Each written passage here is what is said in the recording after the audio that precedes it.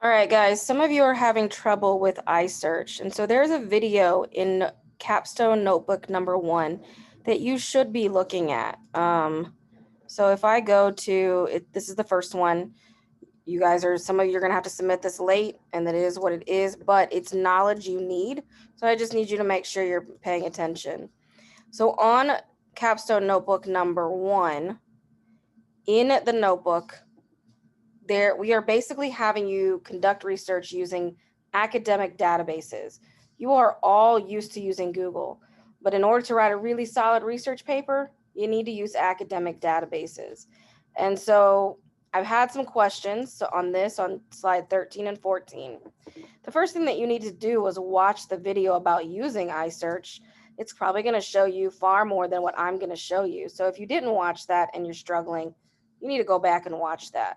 But if you need a quick refresher, or maybe, what I'm expecting on this, you're just going to use iSearch. You're going to do a keyword search, whatever the keywords are, and then note the responses and tell me, are the results useful or not in your after you skim. So you're going to go over here and we're just going to go back to iSearch. And I'm going to go ahead and do a subject search. And I'm just going to look up systemic racism. So maybe I'm going to focus on systemic racism or racism in education. But right now, I'm going to do this. Now I'm going to click search. And I'm going to see what it brings up. If it didn't bring up anything, then I know I've done something that it didn't work very well.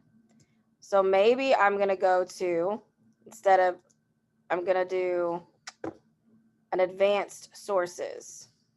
So instead of everything, I'm going to do maybe basic sources, all fields, and I'm going to click systemic racism and see what that does. I've got 1,446 results. So I scroll down and I click on one and I look at, well, why would this be a good one?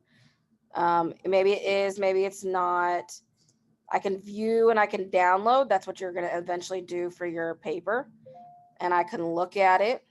I can even have it read to me. That's kind of nice.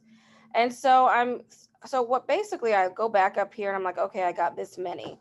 So I go back to my assignment and I say, oh, well, I searched up systemic racism and there was 1,046 results, and somewhat, I feel like there's somewhat because it's not as focused.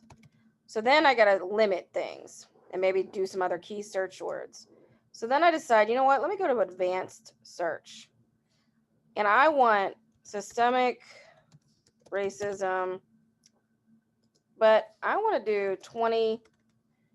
It says all of these words, 2020, teenagers. Maybe I want to focus it. I don't know. And then that's it.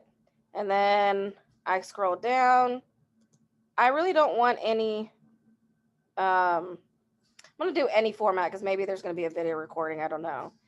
And I'm going to go ahead and just search targets, do all of these, open access. I think these are probably going to be good.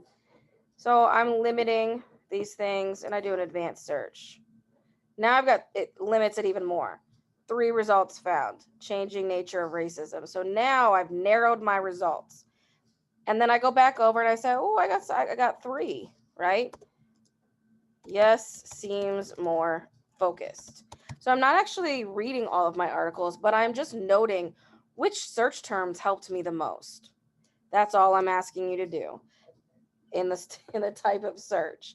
So it says advanced sources, advanced search, and then your choice.